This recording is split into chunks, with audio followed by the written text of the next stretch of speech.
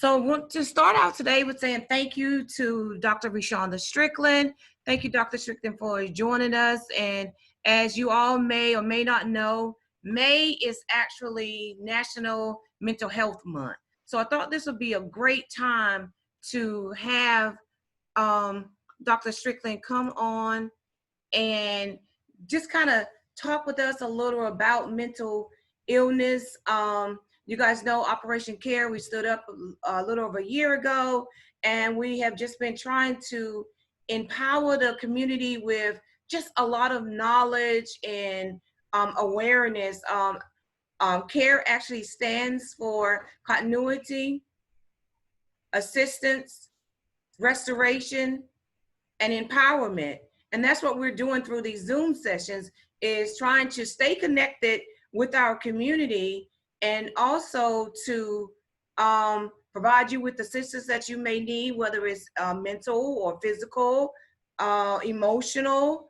If you just need someone to talk to, that there's always someone available that you can talk to.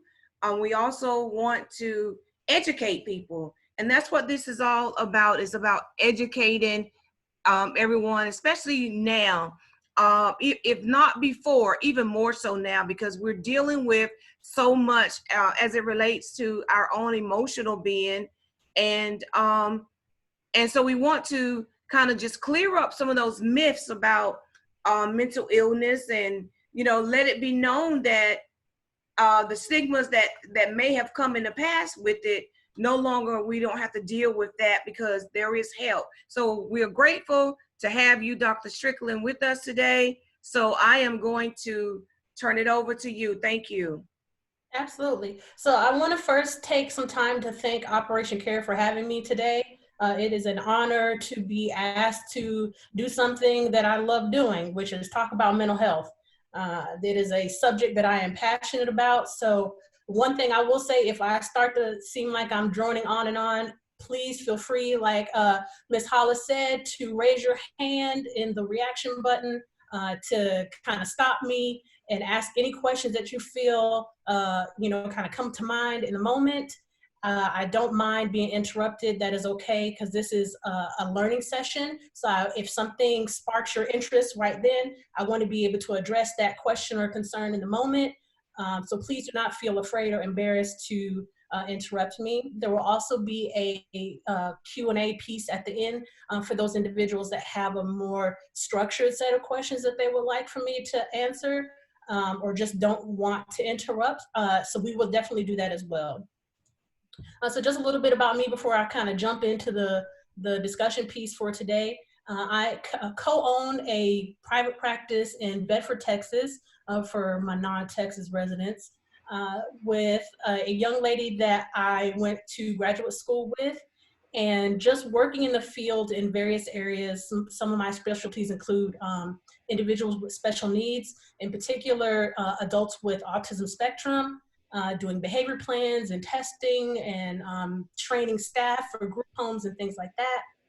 Psych testing, so if people are not quite sure about their diagnoses or just want additional information, I do testing for things like that. I work with what's called SPMI, which is severe and pervasive mental illness. These will be things like schizophrenia, bipolar disorder, your more high-end care needs. And then, of course, I do your traditional therapies, depression, anxiety, trauma, grief, things of that nature. So I have a pretty wide gamut of things that I've attempted to learn to do over the years, because mental health is so important to me. One second, let me plug my computer in. So my battery juice was about to go low. So one thing that I am passionate about is working with individuals. I don't have a preference on a diagnosis that I work with. My goal is to really teach individuals what is going on with them so that they can develop an understanding, and then we work on skills on how to manage those things. So that's me in a nutshell. So let me go ahead and get my presentation piece started for you guys. All right. So for today, what I thought we would start off with is first talking about some of the myths that exist in mental health. What is mental health? Because since there are so many myths out there, we want to get an accurate kind of description on what mental health / mental illness is. And just kind of also as a disclaimer, I may use those terms interchangeably because they essentially mean the same thing.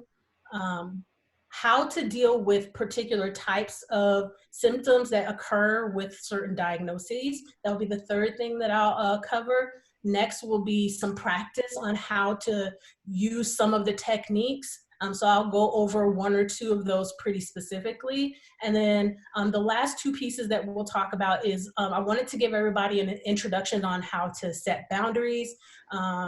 So set limits for yourself, which that is part of self-care.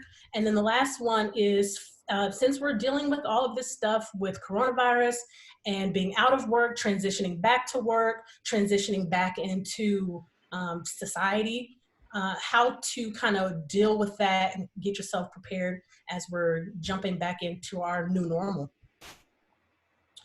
So I just have three big myths here. Now there are dozens of myths when it comes to mental health, but one of the three big ones, number one would be you're crazy. That is probably one of the most consistent things that I hear for first-time therapy individuals is they have always stayed away from participating in this setting is because they don't want people to think that they're crazy. And what I usually start off with asking people is for them to kind of qualify what does crazy mean? Because what my definition of crazy would be, what yours would be, and then what person, you know, X, Y, and Z's definition would be are all very different. You know, people tend to believe that they're going to bring a lot of trouble and that people are not going to want to be around them, that no one listens to me. You know, I can't get help anyway. This is the way I am, so this is just how I'm gonna be. One of the second myths, which if I had to have two number ones, this would probably be the second one, that bipolar equals moody. So I hear very frequently, well, I'm happy one minute and then I'm mad the next minute. So, you know, I'm bipolar.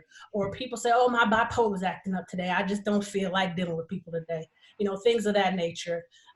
And I'm all about education. So that's why I say, if you have a question, please interrupt me because I can go on and on and on about this stuff because I love it so much.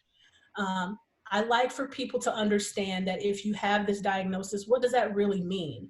So everyone has mood swings. You know, we all have a bad day at work, you know, our boss got on our nerves or because they changed the deadline at the last minute. Or if you have children, you know, I've been working all day and then now you told me that you have a project due tomorrow morning and you've known about this project for the last 6 weeks, you know, things like that. So then all of a sudden we just get mad, but then, you know, like, okay, well, chill out, calm down, and then we're okay. That doesn't necessarily equal bipolar. So what that is when you have a series of weeks, days, weeks, or months of your mood being consistent in one area. So for the high, which would be mania, back in the day, it used to be called manic depressive, and some people still tend to understand that term a little bit better. But the mania side, this would be things that are really going to interfere with your life, not that you're just upset. This would be overspending, promiscuity, drug usage, not sleeping for 3 or 4 days at a time, making very rash, illogical decisions. That's the shift that you will have with bipolar. So you'll start there and then slowly transition to depression, which most people are familiar with what depression looks like. So sadness, all the way up to suicidal thoughts, numbness, tiredness, changes in appetite, weight, changes in sleep, things like that. So that's really what bipolar is, not necessarily these little quick mood swings. And then one of the next big myths that I hear a lot about is that therapy is for weak people. That there's, especially in American society, that I can speak on mostly, we have this mentality about pull yourself up by your bootstraps. We really love this. I worked hard and I'm a self-made person, and if I can do it, then you can do it too, which is not necessarily true for everyone. Now, hold on. Ms. Hollis, Yes. on the screen share, I can't see if somebody raises their hand. So if they do, would you go ahead and unmute them for me? Yes. Thank you. So, so like I was saying, one of the things, the third thing is that therapy's for the weak. You know, I don't want to go in a room and tell people all my problems. I don't want to pay somebody to tell me what I hear that a lot. And one of the things that we talk about for therapy, it's actually a very strong process for you to be vulnerable to another person, especially someone that you don't know. It takes a lot of openness and breaking down a fear that is unlike a lot of other fears, to be able to look at yourself and make change based off the areas that you see need fixing. So it actually is something that takes a lot of strength versus just simply continuing to do things the way that you've always done them, even though you know they're not working. So those would be three big myths that I would like to kind of dispel when it comes to mental health. If I had to add a little one on the tail end, it would be that children don't have mental health problems. Sometimes people believe that, you know, you're too young, you know, why is your head hurting? You don't have anything to have a headache over. What do you have to worry about? And children do have a lot. They are subject to everything that their parents do. They have no control over their environment. They have no control over their circumstances. So if their parent decides to pick up, if their parent has bipolar and they decide to pick up and move 2,000 miles across the country, they have no control over that. And then they're just kind of left to deal with all of the fallout from that. So if I had a fourth myth that I would add on there, it would be children and mental health. So now that we've kind of talked about the myths, what are some of the realities when it comes to mental health? One of the first ones is I like to give people information on how often and how many people actually do suffer from some version of mental illness. So as you guys can see here, about roughly 50 million people have just mental health issues.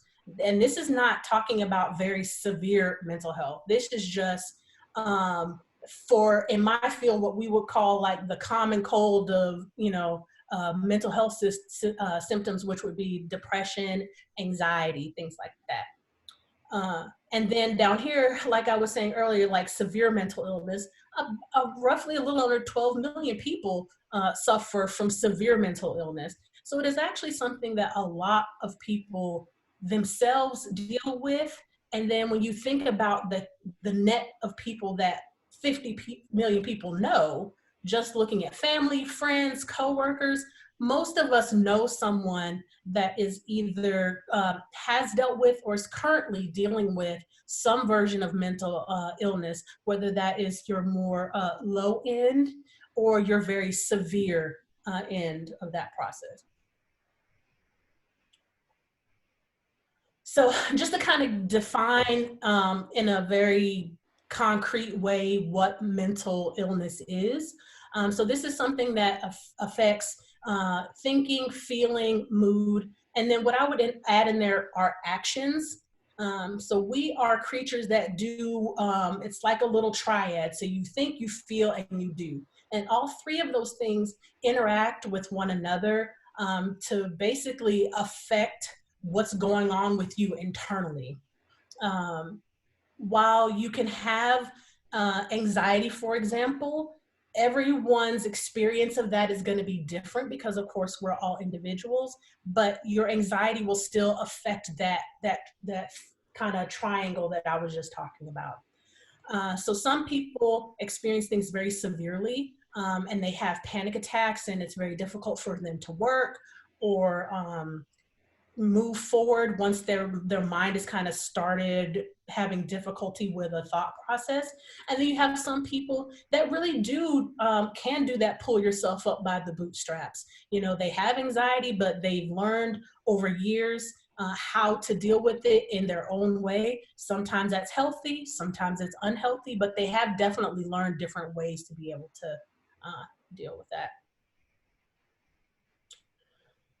So one of the things that I wanted to kind of spend, well, before any questions, before I go on about any types of diagnoses, anything that I can answer there, before I kind of get into how to deal with the one that I'm going to talk about specifically.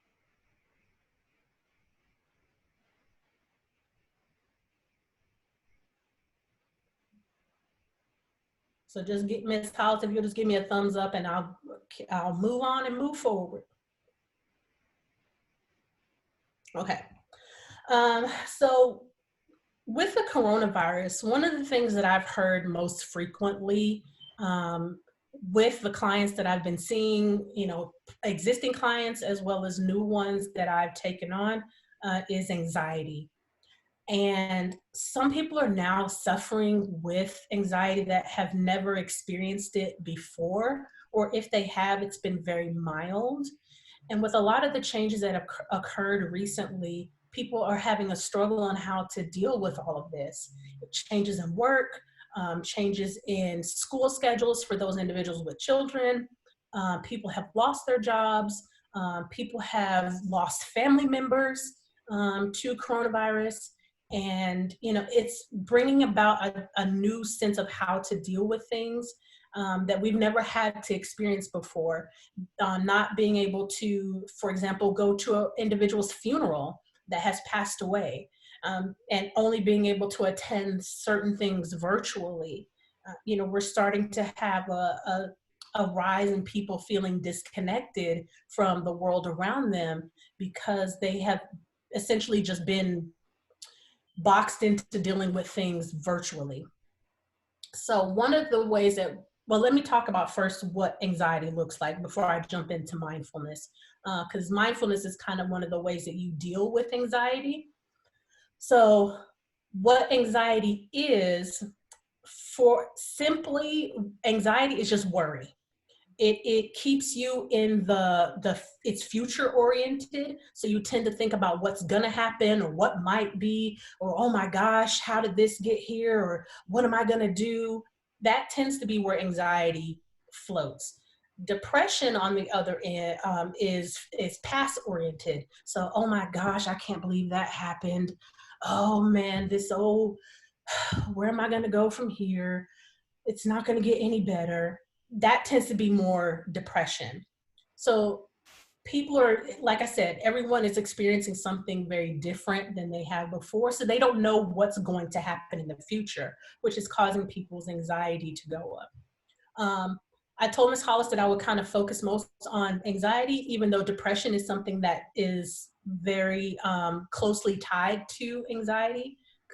Because what can tend to happen is you have a lot of anxiety and then you start to have depression because your anxiety is not getting addressed. So then depression symptoms start to set in. So I anticipate eventually in the near future, we will start to see that kind of rebound effect.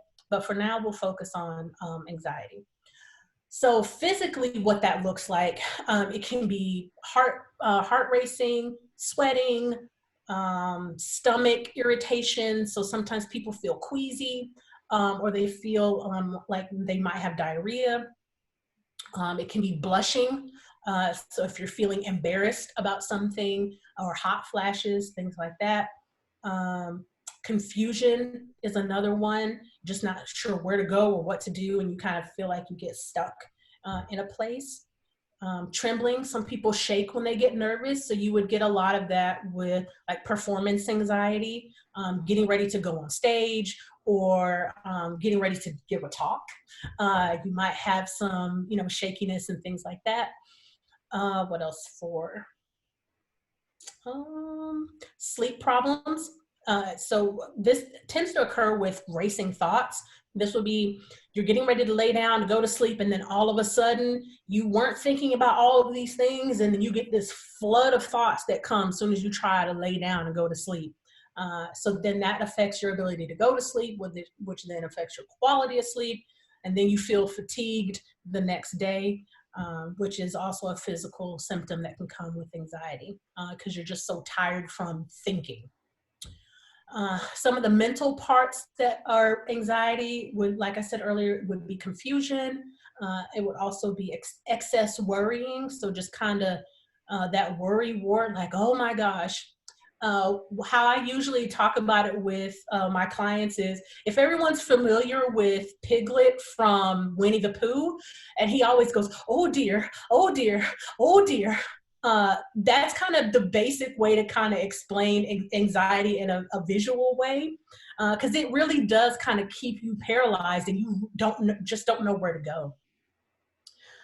Another kind of mental piece of anxiety is avoidance. So because I feel stuck and I don't know what to do, I will just avoid a task altogether. So this may be taking care of yourself, taking care of your space, procrastination on work activities. You're supposed to go hang out with your friends, but like, I don't know this place and I don't know where it is, and I've never driven there before, so I'm just not gonna go. So that can be anxiety as well. Let's see. Avoidance, apprehension. What else? There's so many that I'm trying to get through all of them. Another mental piece with anxiety is what we call derealization or depersonalization. So those are big, just fancy ways of saying, like, I kind of stepped outside of myself.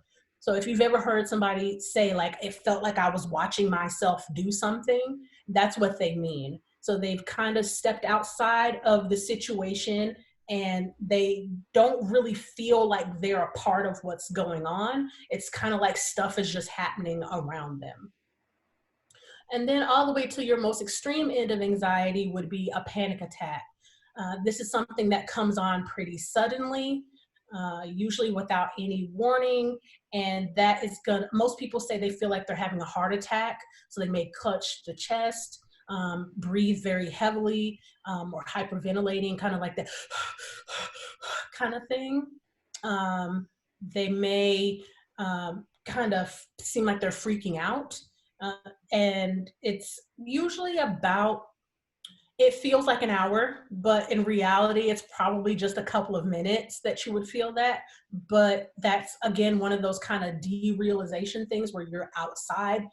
So when you're going through something traumatic, it can seem like time slows down and the experience feels longer. So people that have panic attacks tend to feel like they last a very long time, and even though in reality, it's something that's very short. So any questions before I move on? Give me the thumbs up if I'm good to go.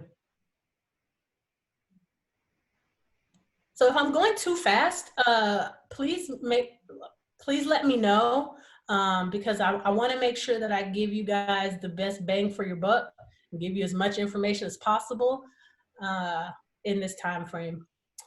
So then what I'll do is I'll move on to mindfulness. And like the icon here says, or the slide here says, simply put, mindfulness is just being aware of you. And, well, let me go back, sorry. So when I say being aware of you, we've gotten to a place in our society where we're so worried about everything else that's going on in our lives. And we're worried about the kids, we're worried about the job and bills and making sure that we're saving for retirement and debt and who got the groceries and who picked this person up and, oh, okay, we got to remember to hang out with our friends and, okay, I can't forget this deadline. And we get so focused on all of these things that are going on around us that we forget to really take heed and stock of what's going on with you as an individual. So that was kind of what this slide here is about, is getting rid of that hustle and bustle culture. We've really started to promote this idea that being busy means that you're being productive. And being busy, and that's the other thing that I forgot to mention about the coronavirus, is this sense of I need to do something. And if I'm not doing something, I'm being lazy. We've really built up this idea in American culture that you have to be grinding all the time. That if you're not, then you're being lazy, you're not pulling your weight, you're holding people back, you're not being a part of the team. We've really gotten it, kind of built into people's minds that you need to be doing something all the time, and that if you don't, then there's something wrong. And one of the things with mindfulness is taking time to remember that rest, recharge, and kind of getting in line and centered with yourself is essential. You have to be able to do that, because if you don't, then all of these other things are going to start kind of toppling over.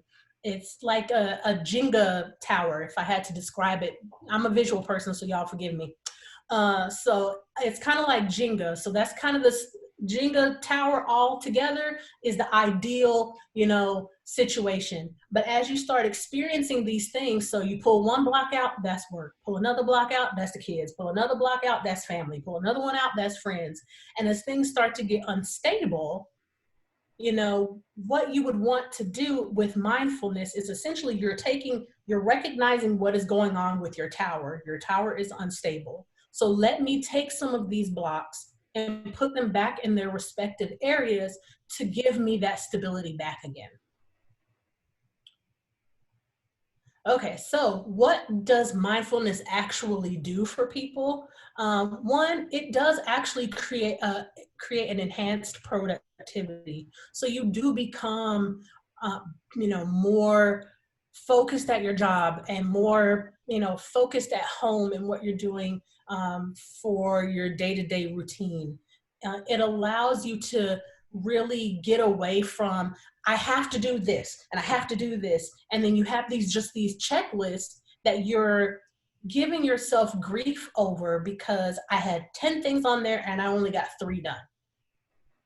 Versus taking that, okay, I had 10 things on my list, but I actually got 3 done. So it's kind of flipping that mindset to be more in tune with reality. Because anxiety is something, again, that keeps you out here and not in the moment. It also can improve your creativity. So for my more left brain people that are very creative and love to write and love to draw or paint or do music, it can improve your ability to get into that space. Again, when you're bogged down with the logistics of life, which is a very kind of like right side of the brain kind of thing, it can make it difficult for you to be able to do the things that you love and enjoy. So it can improve your ability to kind of dive into those areas. Emotional intelligence. This is one area, now I could do a whole hour on just emotional intelligence, because this is something that a lot of us do not grow up with. We do not learn how to express ourselves in a way that is healthy. We can learn this as we get older, but we don't usually learn the different types of feeling words. We get like the big 5: happy, sad, angry, scared, and like disgusted. So we don't get all of the little fine-tuned emotions that kind of fall under those umbrellas. So for example, you have angry. Angry has a huge range when it comes to expression. So irritated, which falls under the angry umbrella, is not the same as furious, which is not the same as outraged, which is not the same as frustrated or annoyed. But we tend to say, I'm angry. So what mindfulness can do can help slow you down so that you can learn, what is my true feeling? So am I really just frustrated and that's the thing that I need? Or am I feeling disappointed? Or am I feeling lonely? Because we a lot of times mask one feeling with another feeling, and they get these weird kind of convoluted layers. So when you're taking stock of what is your body telling you, what is your mind telling you, what's going on around you, it can help you better find the words to tie to that particular feeling. When I'm working with a client, one of the things that we do is we start with, and I know it may sound elementary, but we start with like a feelings chart. Because one of the things that I want to know is how many different types of feelings do you know? Do you know what they are? Do you know what ashamed versus guilt feels like?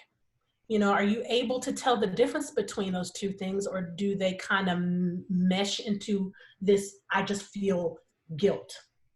Or do you know internally the difference between I feel alone and I feel lonely?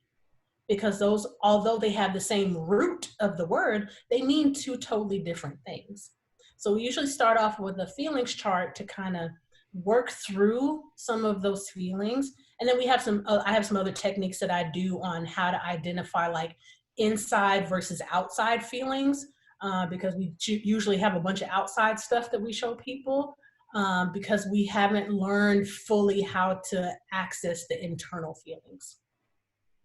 And then the last one would be better decision making. So again, if you can clear your mind out, get in tune with yourself on what you're feeling, what you're thinking, it can affect what you're doing. So the healthier your mind is in all of those areas, the better your decisions can be. All right.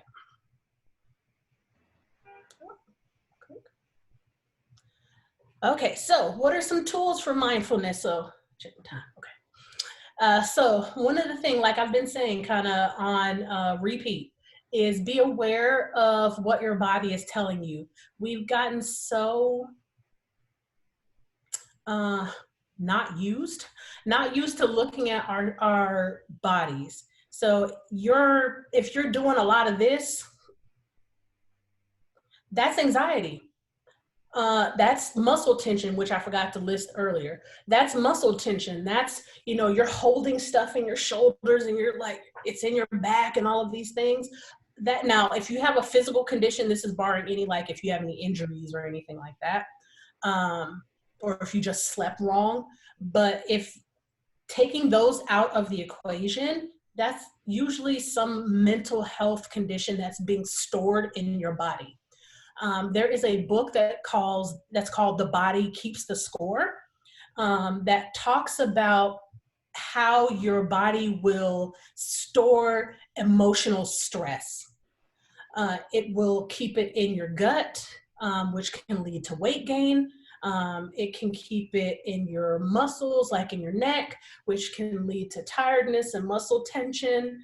You know, it can store it in all of these different ways that essentially start to break your body down. So once you take some time and, okay, so what do I feel in my neck? What do I feel in my hands? Am I clenching my jaw? A lot of times we're very unaware of what we're doing with our face, that we may be doing this and we don't even realize it. You know, you're storing emotional stuff here. Now that could be confusion, that could be frustration, but you're just kind of holding this look on your face, or now I'm gonna do this so you can see it in an exaggerated way, but and you feel it here. So if you were to put your hands on your jaw area here, you will feel this kind of piece here will be tight. So you're clenching your jaw.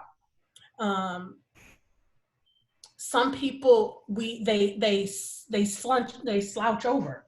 They don't realize, you know, that insecurity or that self-doubt can make you kind of contract and make yourself small. So you're attempting to make yourself not be seen. So there's a lot of ways that if you just stop and think about, okay, so am I sitting up straight? Are my shoulders back? Okay, when I do that, do I feel any relief in my shoulders? If so, then you know that you're storing a lot of stuff up here. Or if, you know, another thing people do is like shaking their leg. They do that kind of leg shake, tapping thing. If you're doing that, that can also be a sign of anxiousness that's kind of needing to get out. because that's the one thing that your body is going to try to do. Like, it needs you to deal with this stuff, so it's going to make these other things kind of occur to try and make you aware, like, hey, there's something going on here, I need you to address it. But again, we don't take time to look at our bodies and see what's really going on, so we tend to kind of pass them off and say, oh, well, it's my high blood pressure. Well, yeah, you could have high blood pressure because of an actual physical thing, like related to weight or some other kind of physical condition. But you could also be storing in a lot of emotional trauma that you haven't dealt with yet. Another thing for mindfulness is slowing down before you move on to one thing. So stop, think, act. You don't ever want to react to your environment. You want to respond to your environment. So one thing when I'm working with children is we do what's called the 90-second rule. And I will have parents, and if I can get it written into, if they have a behavior plan at school, I'll have them write it in their IEP, is that you have to stop them, time them for 90 seconds before they can move on to something else. If they are feeling, lots of hypeness, or they're feeling agitated, or if they're feeling frustrated, that we stop, we time for 90 seconds to give you some time to pay attention to what is your body trying to tell you. Is it afraid and it's trying to flee? Because there's something in the environment that your mind is trying to be alert to? Or is it that you feel someone wronged you and you want to get them back? So take some time to think about what's really going on before you move on to the next thing. I wanted to spend some time talking about grounding. So which is the third bullet point here, but I'm gonna save that and do a specific little piece on that really quickly. And then there's another thing where the fourth bullet that says work through a difficult thought or feeling with a step-by-step process. There's something that we have called Socratic questioning. And that's just basically a big fancy way of saying ask yourself questions.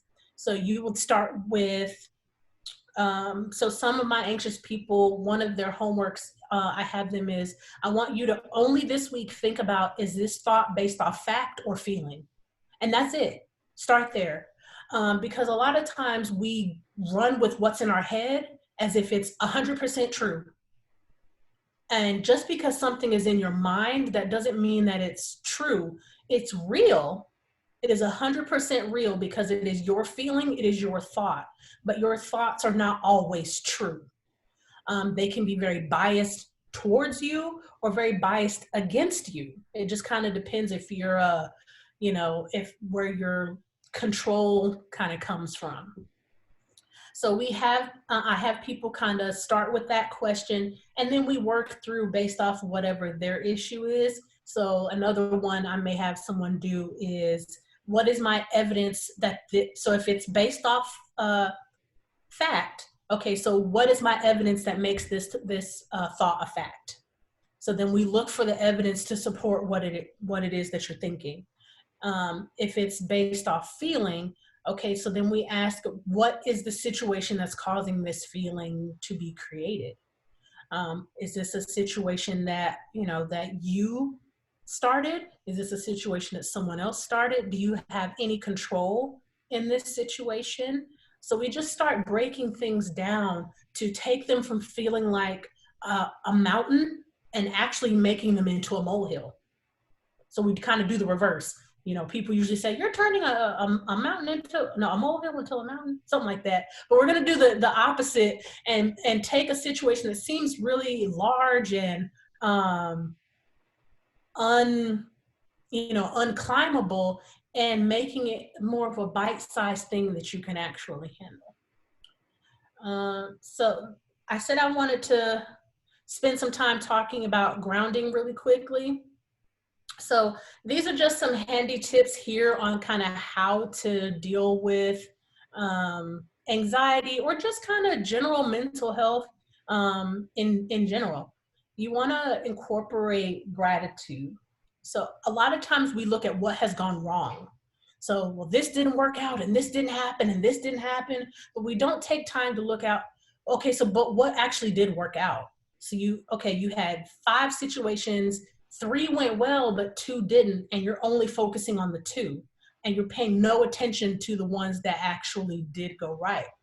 So taking stock and looking through your day on what actually went well, what went to my favor, what panned out the way that I anticipated it. And then for the ones that didn't, then you start developing a plan of action to how to address those things. The middle one, again, going back to stop, think, and then act, excuse me. Reacting to your environment, you tend to say and do things that you may not necessarily mean. So if you take time to stop, and even if it's for a few seconds, because your mind only needs a few seconds to kind of get that, to be able to say, okay, wait, let me do this another way so that I don't damage myself or damage any relationships that I have. And be intentional. You know, mindfulness and taking and looking at yourself is something that you do have to be purposed in doing. It's not something that's just kind of happenstance and it's just gonna out of nowhere be something that you can do. You have to kind of sit and think about yourself and kind of think about thinking in a kind of weird sort of way. So this one's just here, like I said, just a minute ago, the mind is like a muscle. You know, you have to use it in order to kind of keep it going. So that whole old cliche, if you don't use it, you lose it. This is the same kind of idea. As you are, you know, working through whatever's going on in life, it is about consistency. You know, change comes through consistency. If you're journaling, if you only journal once every 6 months, it's not really going to do for you what it could. Or if you are going to therapy and you go once and then you skip 3 weeks and then you come twice and then you skip a month, you know, you're not going to get the benefit of what you could if you were going on a consistent basis. Dr. Strickland, I just got a question that came in, and I'm going to ask this question. Sure. The question is, when I don't get to do the things that I want to do because I get thrown off, I get hyper and frustrated. How can I get myself to stop doing that? So I'll read that again. Yep. And I missed a portion, I'm sorry. If I have a goal to do something every day, so I have a goal to do something every day, but I don't get to do it because I get thrown off. I get hyper, frustrated. How can I get myself to stop doing that? Okay, so if I'm understanding the question correctly, one of the things I would start with looking at is your list of things and how have you prioritized your list of things. So if this is something that's a need versus a want, is it a high effort task versus a low effort task? Is it a high value versus a low value? And kind of place it where it needs to be. Because one thing I would want to kind of guard you against trying to do a task that is low value but high effort, because that is going to frustrate you and kind of put you into this state. And then I will kind of default back to stop and think about what it is in this activity that's frustrating you. Really break it down. Is it that it's going to take too much time? Is it that somebody's not pulling their weight and I don't feel like this, you know, my crew is helping me out the way that I believe they should? What is your mind telling you about this thing as why you're not able to kind of accomplish it? And then review and preview your day.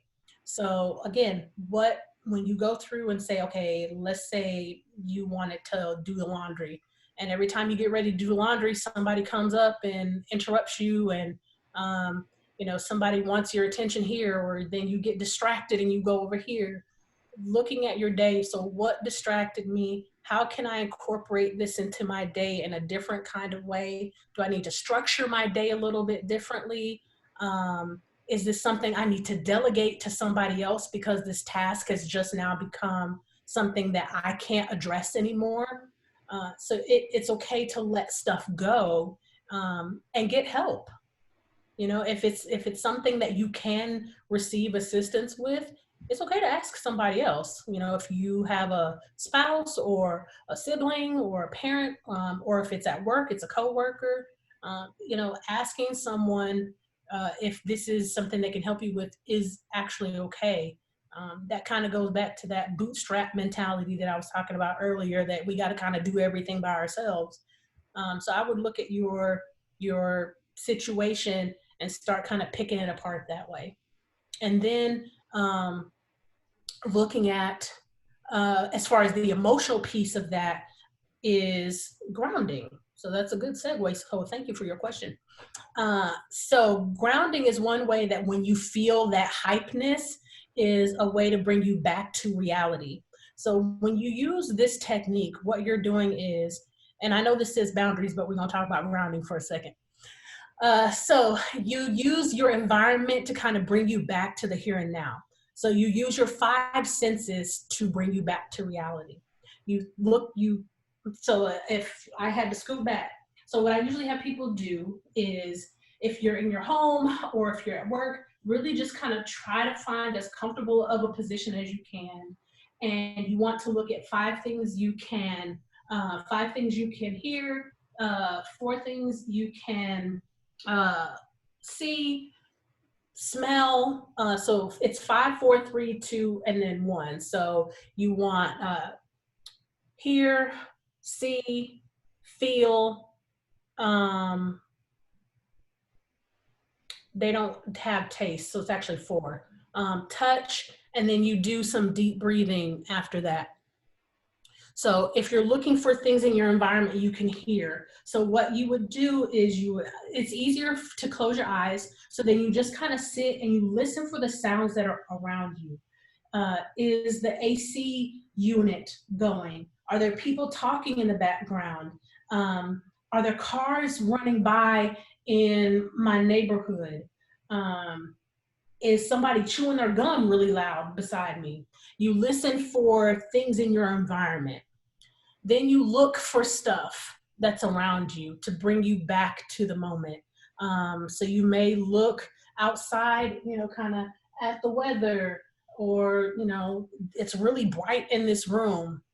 When you think about things that you can smell, so is it musty in this room, or is it really strong flowery scents? Am I chewing gum so I can smell the mint or fruity flavor that I'm chewing on? And then you look at feel. Is it cold in here? Is it warm? Is my stomach hurting? So that when you do those things, it's very hard for your mind to do 2 things at once. While we believe we're great at multitasking, we are really terrible at multitasking, because one or the other is going to win out. So while you're, you know, like I got my phone and the TV's on in the background, you're only paying attention really to one of those 2 things. Or if somebody's talking to you and you're watching TV, sometimes you don't even literally hear anything that they've said. So we're not as great at doing 2 things at once as we like to believe. So that's why grounding can be such a great technique, because you're focused on what's going on in your environment. So when you're focused on your environment, your brain has a very hard time trying to be anxious, because you're focusing on what you're feeling, what you're seeing, what you're hearing, what you're smelling. Because that is a real physical sensation. So for the hyper piece that you're talking about in your question, that would be a good way to start addressing that physical piece. And I have some handouts for everyone that if they would like them, if you will just let Ms. Hollis know, I will be sending her a guideline on how to actually do grounding, as well as the question, how to work yourself through the questions. I will be sending her handouts for both of those. And then if you would like this PowerPoint, I will send this to her as well. But I did want to jump into the Q&A portion of the day. Boundaries. So this is kind of before we get to Q&A, and I'm so sorry, and I don't want to keep you guys over time, but this is just a very quick introduction on how to start setting boundaries with the people in your life. Sometimes we don't believe that we deserve to set limits for ourselves, and this is just an easy way to start doing that. So the first thing is, what is your gut telling you? You have instincts for a reason. So they alert you to danger. They let you know something is going wrong. So when you see, like, you feel that weird, like, this vibe feels off, that's an indication that you may need to set a boundary. Know what boundary you want to set. So you have to be specific. It's not like a kind of blanket type of thing. Start small and work your way up. So you tend to get more buy-in from people if you work your way up versus if you start with the like ultimate boundary and then try to work your way down. You will lose credibility that way. Remind yourself that what you're doing is okay. You are with you everywhere. You know, everyone else is not with you all the time. So you have to make sure that you are comfortable with the people you allow to have access to you and the way that they have access to you. Be direct and assertive. Take your time to really decide on what your boundary is so that you don't come across aggressive, because you're going to not get that buy-in that you're looking for the person to really understand where you're coming from. If you lead with setting a boundary with emotion, then the person is not likely to listen to what you're saying. So if you can go in being direct and assertive, they tend to respond a little bit better. Remember, if I can just ask you a couple of questions here. Sure. So, got a few questions, and one of the questions is, so you spoke about giving some handouts. Can you just kind of elaborate just a little bit and give us a synopsis of what those handouts are? Yes. So the first one is the grounding. So that will be, it will go through step by step on how to do grounding, because I know I just kind of gave a very quick kind of run through, but it will talk about what grounding is, why it's useful, and then how to do it. The second one is called Socratic questioning, and that is how you work yourself through a thought process. So how you challenge a thought that's going on in your head. So if you're thinking that, you know, you're failing at something, or no one loves you, or you're not good enough, or any variety of things, it will take you through, okay, so start with question one, what's the answer? And each one kind of feeds into the next one. So it will work you through to get to a more logical answer, because you want to balance emotion and intellect so that you can get logic. Okay, I have a few more questions for you. All right. One of the questions that came in is asking, how should one handle anxiety for public speaking or performances? Practice. Practice makes perfect. The more that you can do it, so I would start with a small audience. So people that you're comfortable with and familiar with, record yourself speaking so that you know what your mannerisms are, that you can see your ums and your uhs, and how well you know your area that you're speaking about. There's not a way to eliminate performance anxiety. It is about learning how to manage and reduce it, and you can do that through experience. So practice, practice, practice. Start small, work your way up, record yourself, and don't be afraid to watch yourself to look for your mistakes. If you're doing something virtually, you know, how well am I looking at the camera? Am I shifting around too much? Am I Is my voice projecting well? Am I, and I'm able to be heard? And then get feedback. So once you've watched and kind of critiqued your video, once you've recorded yourself, have other people watch it so that then they can look through and give you, okay, well, I noticed that you did this, or you kind of mumble when you say this thing. So then you can start working on that kind of stuff. Okay, have one last question here. Yep. So do you offer online counseling for young adults? And if so, how do we get access to that? I do. However, I am only licensed in the state of Texas, so I would not be able to provide anything outside of my state. However, if you needed to be able to find a resource, Psychology Today, and you put in your zip code, and it will pull up a list of therapists in your area, and you can email them or call their office and see if they provide telehealth or therapy, and you can kind of select your categories on age group, problem, diagnosis, things like that. But yes, so for my individuals that are in Texas, I do. The age ranges that I work with are 12 through, 90. One more question, Dr. Strickland. Sure. How do you deal with the fear of being around others outside of your family?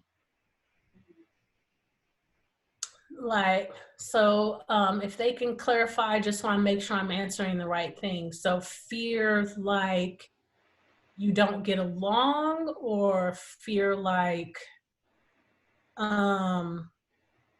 there's been some altercation? So can you kind of clarify when you say fear being around someone's your significant other's family? I'm going to probably say maybe now that we're kind of starting to being able to do a little bit more socializing from the pandemic. Yeah. And so now we're kind of weaning ourselves back to public. Okay. Okay. So this kind of fits in with the boundary thing. So you have to protect you. So if you want to wear a mask and you want to wear gloves, or you don't want people coming to your house, remembering that setting a boundary is about your health, and then make that a little bit broader, the health of your family. And if you are your own gatekeeper. So you give people access to you. You give people access to your children. So you get to decide how and when that occurs. So the big thing with that would be, if we're talking about kind of integrating back in, would be dealing with any potential feelings of guilt that you might feel for setting that boundary. Which I then would say default back to know why you're setting the boundary, that this is about safety, and just being direct about it, that this, if you want to come over, then you have to wear a mask, and you got to wash your hands when you come in, and you're going to sit on this couch and I'm going to sit on this couch, and if you want something to drink, I'll get it for you. It's you are the master of your own domain. And you setting a boundary doesn't make you a bad person. It just makes you responsible. So how do you recognize emotional triggers that cause you to all of a sudden be upset or get angry or be sad? What would be your advice? How do we deal with that? How do you recognize it? Yeah, look for changes in behavior. So if you're looking at on another individual, so has their routine changed? Are they seeming more distant than what they used to? Are they more on edge than they've been in the past? So the biggest thing is a change in routine or a change in behavior. So if somebody was happy-go-lucky, they extrovert and they want to go out all the time and hang out and party, and they don't want to do that anymore, that's a key factor in, okay, something may be going on. If they're dropping little kind of like Hansel and Gretel nuggets for you to kind of, I'm just, I'm all right. It's okay. And, they're seeming like they want to engage you in conversation, it's okay to ask. It doesn't hurt to say, hey, I've noticed XYZ, is everything all right? You good? And if they feel comfortable, they will definitely, let you know. Excuse me. But the biggest thing is you want to look for changes in behavior and changes in, how a person is speaking.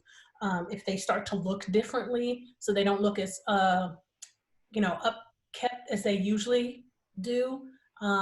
If their desks all of a sudden starts to become really kind of chaotic and paper and all kinds of things, people will show things behaviorally before you will really see it emotionally.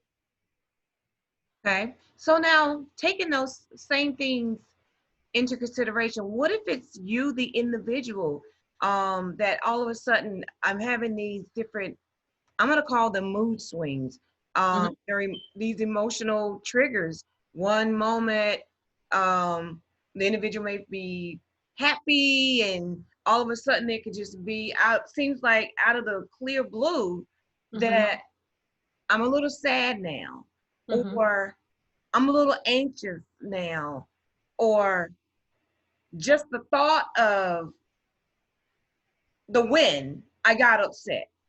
So, Mhm. how do you recognize that, or what do you call that, or what do you suggest that we do when we find ourselves dealing with those? So kind of very similar to if you notice it in other people, if you notice that people are starting to respond to you differently. It is a lot about observation. So if you notice that people are not wanting to be around you, or they're starting to actually say things to you like I don't know what's going on with you, but you've been real insert whatever it is lately. Um, if you are feeling any changes in your sleep, that's a good indicator that there's something going on with you. If you have lost weight or you've gained weight, that could be a good indicator that there's something going on. You always want to rule out something medical first, because sometimes there are some actual medical conditions that can influence how you feel. Something like thyroid problems can, like hypothyroidism, can lead to depression. Hyperthyroidism can lead to like aggression and agitation. So you would want to rule out anything medical first. If there's not anything medical going on, then your next stop should be to see a therapist. Now, whether that's a secular therapist or faith-based, that would be purely uh, your own desire. But that would be the next stop if you've ruled out anything medical. So it is really just a lot about observation. What has been different? If you look and see, if you start hearing yourself saying, I just don't care. I don't want to do that. I don't feel like it. Those are indicators that that's something that needs to be addressed.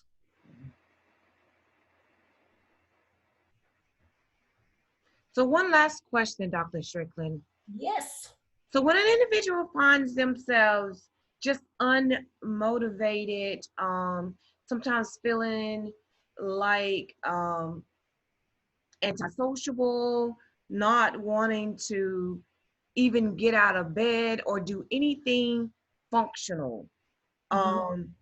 how would you recommend, what would you do to recommend that the individual do to kind of get themselves up and moving, or to, as we sometimes call it, coming out of a funk? Yeah. Start small. Motivation is not something that's just going to spontaneously come out of nowhere and you're just going to feel motivated. I would say that's the rare person that I'm just going to change from here going forward. So start with something very small and easy. So if you are depressed and you are having a hard time getting out of bed, you're not bathing or taking care of your grooming, start with just one thing. And that thing can be something very small, and start maybe 1 or 2 days. And then over time, you start to build upon that. So the more successes you feel, that's what starts to build motivation. Again, it's the rare person that's just gonna become motivated to kind of get out of a funk. Um, Remind yourself, for those that, and spread the word, that the opposite of depression is not happy. A lot of people think that the opposite of depression is being happy, but it's really not. Depression is a feeling that makes you not want to do. It makes you feel like nothing, for lack of a better term. So do something. So the opposite of depression is action. So you just take one small thing and do it. If that means that you changed clothes and that's the only thing you did that day, okay, that was something. So then you build upon that. So then next week, I'm going to change clothes every day and I'm going to brush my teeth. And then you just keep from there. And the more you are finding yourself being successful in those small things, you will start to work your way up to the bigger stuff. Awesome. Awesome. Thank you so much, Dr. Strickland. I'm going to allow you, if there's no other questions, we're going to allow you, Dr. Strickland, to go ahead and do your wrap up, and then we're going to close out. So I'm going to turn it back over to you. Okay. So I want to thank you and Operation Care again for having me. It has been a pleasure. Like I said, doing what I love, which is giving information about mental health. If you have questions or concerns about therapy, what therapy looks like, because it's not something that we're taught, what is that process?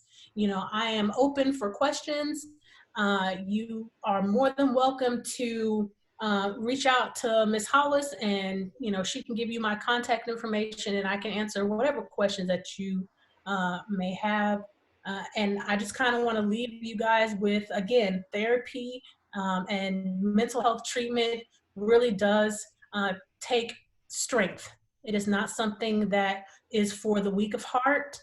And if you find a therapist that works with you, it can be a great thing. Do not be afraid to question your practitioners.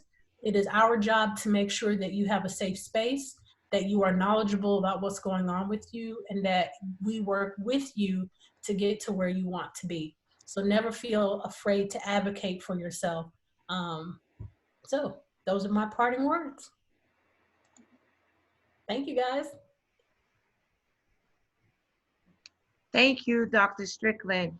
Everybody, if you could I'm gonna unmute you guys, and if you guys could just give Dr. Strickland a warm thank you, thank you, thank you, thank you, thank you so much. Thank you so much. Absolutely.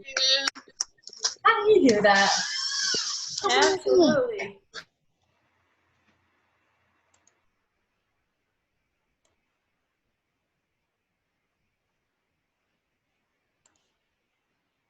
So thank you again, Dr. Strickland. Just want to say thank you to everybody for joining us today, for being a part of Operation Cares. Because again, we want to just empower everybody, just to give you information as we're going forward with just kind of coming out of the pandemic, or even beyond this, because there's definitely, we're changing. Things are changing. The world is changing. So we also have to change the way we think, do, and everything else. So again, want to say thank you. Thank you so much, Dr. Strickland.